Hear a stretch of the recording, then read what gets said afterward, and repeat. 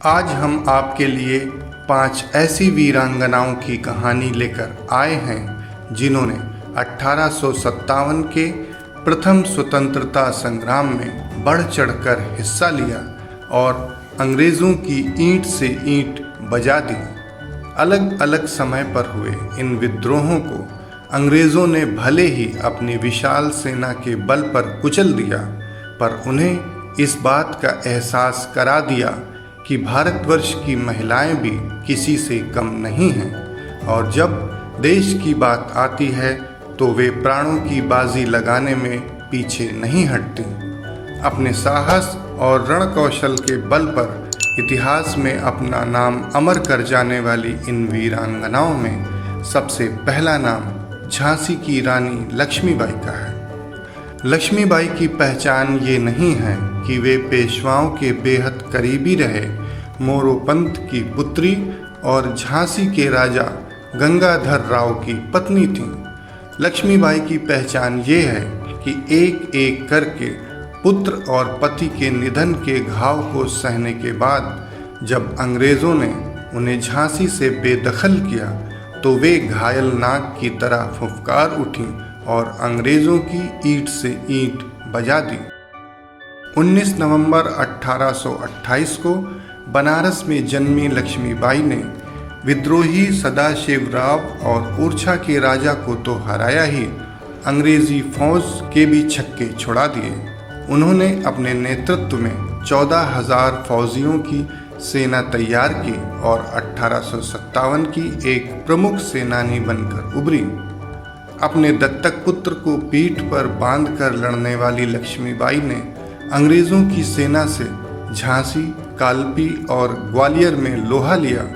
इन लड़ाइयों में उनका साथ तात्या टोपे, नाना साहब और पेशवा के प्रतिनिधि राव साहब ने दिया। उन्होंने कई मौक़ों पर अंग्रेज़ों को मात दी और उन्हें पीछे हटने पर मजबूर कर दिया, पर जनरल सर ह्यू ग्रोस की विशाल सेना और साथी योद्धाओं में जीवटता की कमी के कारण उन्हें अंततः ग्वालियर में हुए युद्ध में हार का सामना करना पड़ा।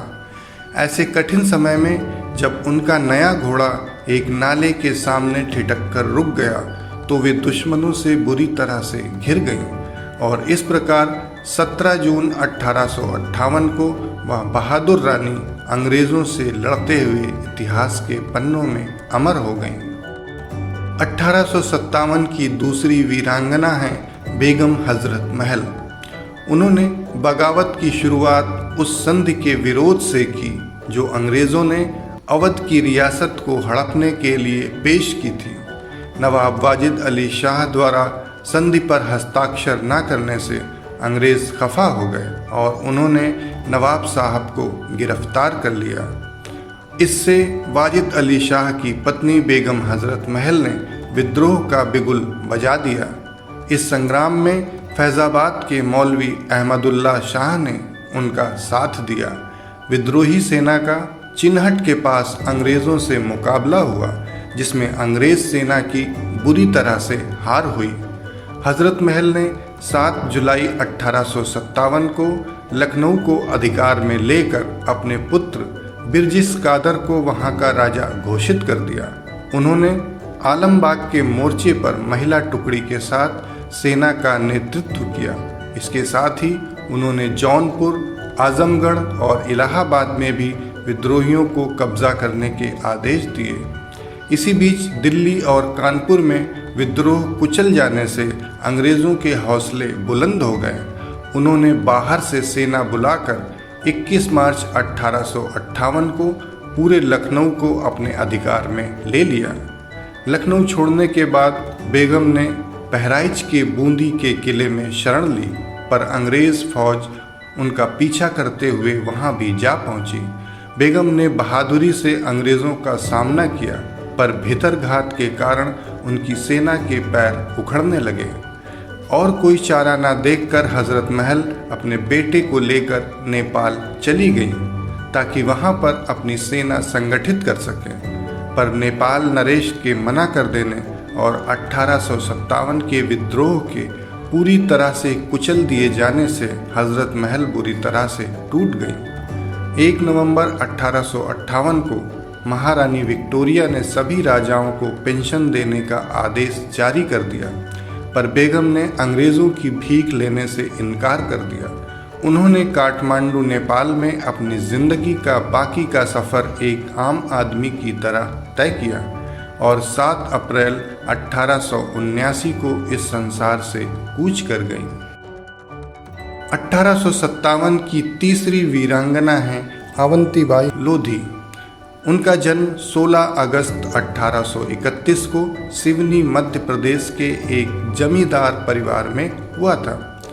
वे बचपन से ही जुझारू और रणकौशल की कला में माहिर थीं। अवंतीबाई का विवाह मध्य प्रदेश की रामगढ़ रियासत के राजकुमार विक्रमजीत सिंह के साथ हुआ था। विक्रमजीत के मानसिक बीमार होने पर अंग्रेजी हुकूमत ने रामगढ़ रियासत को अपने राज्य में मिला लिया। उस समय तो अवंतीबाई इस अपमान का घूंट पीकर रह गईं, पर जब 1857 की क्रांति का बिगुल बजा तो वे भी इस आंदोलन में कूद पड़ी। 1 अप्रैल 1858 को अंग्रेजी फौज ने रामगढ़ पर हमला किया। रानी अवंतीबाई ने इस लड़ाई में अंग्रेज़ों के छक्के छुड़ा दिए, लेकिन अंग्रेज़ भी इतनी जल्दी कहाँ हार मानने वाले थे। उन्होंने वाशिंगटन के नेतृत्व में पुनः रामगढ़ पर चढ़ाई कर दी। इस बार भी अवंतीबाई ने अपने पराक्रम के बल पर अंग्रेज़ों को मैदान से खदेड़ दिया। तीसरी बार अंग्रेज़ों ने और बड़ी सेना के साथ रामगढ़ पर हमला किया। घमासान युद्ध हुआ। रानी बहादुरी से लड़ी, किंतु धीरे धीरे कमज़ोर पड़ने लगीं।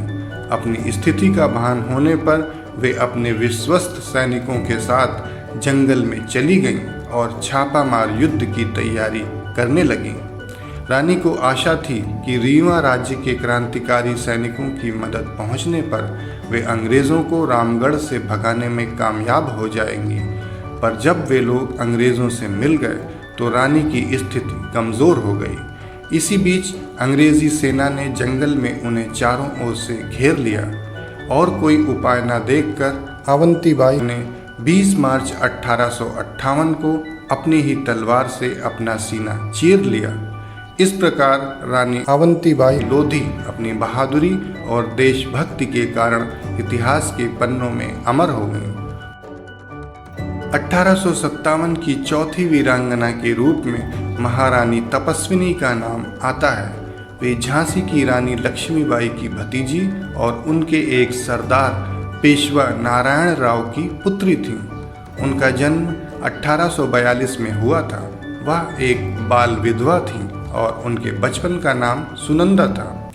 नारायण राव की मृत्यु के बाद सुनंदा ने स्वयं जागीर की देखभाल करना प्रारंभ कर दिया था।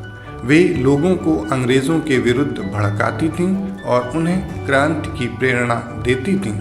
अंग्रेज़ी हुकूमत को जब इस बारे में जानकारी मिली तो उसने सुनंदा को एक किले में नज़रबंद कर दिया, लेकिन कुछ समय के बाद ही उन्हें रिहा कर दिया गया।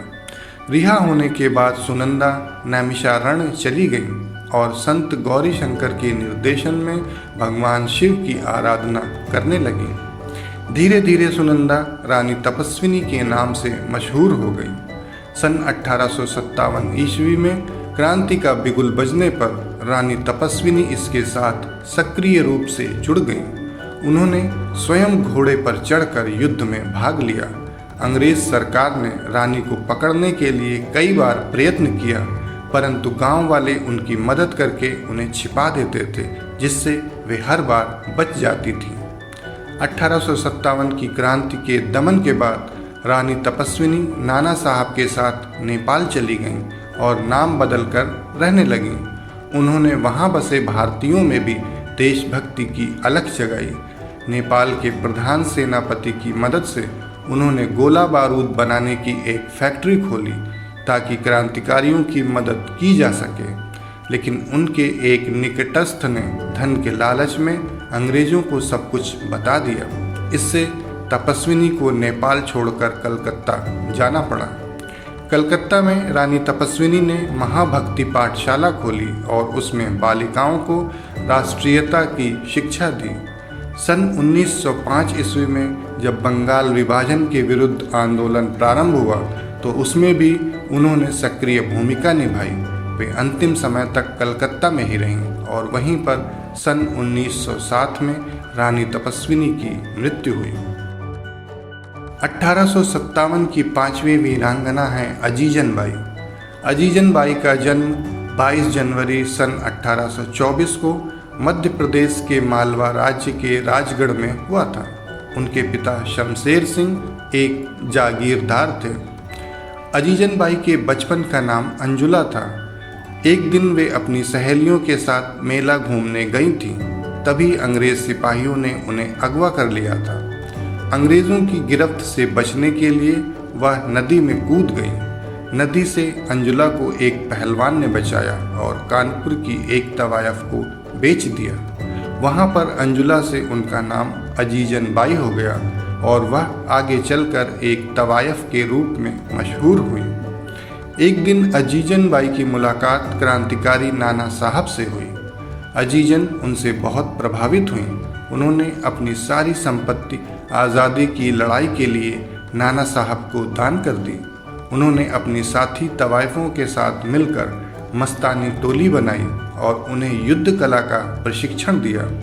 यह टोली दिन में वेश बदलकर अंग्रेज़ों से मोर्चा लेती थी और रात में छावनी में मुजरा करके वहां से गुप्त सूचनाएं एकत्र करके नाना साहब तक पहुंचाती थी। इसके अलावा युद्ध में घायल सैनिकों की सेवा तथा रसद आदि पहुंचाने का काम भी वे लोग किया करती थी। अजीजन की प्रेरणा से अंग्रेजी फौज के हजारों सिपाही विद्रोही सेना में शामिल हुए। उनकी मदद से नाना साहब ने कानपुर से अंग्रेज़ों को उखाड़ फेंका और 8 जुलाई 1857 को वे वहां के स्वतंत्र पेशवा घोषित कर दिए गए। पर 17 जुलाई को जनरल हैवलॉक बड़ी सेना लेकर कानपुर पहुंच गया। उसने कुछ विश्वासघातियों की मदद से जीती बाजी पलट दी।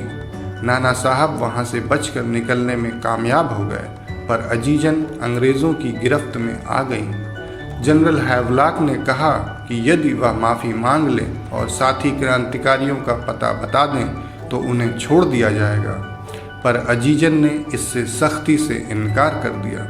इससे क्रुद्ध होकर हैवलॉक ने अजीजन को गोलियों से भून देने का हुक्म जारी कर दिया। यह सुनकर भी अजीजन के चेहरे पर एक शिकन तक नहीं आई और वह देश की खातिर हंसते हुए कुर्बान हो गई।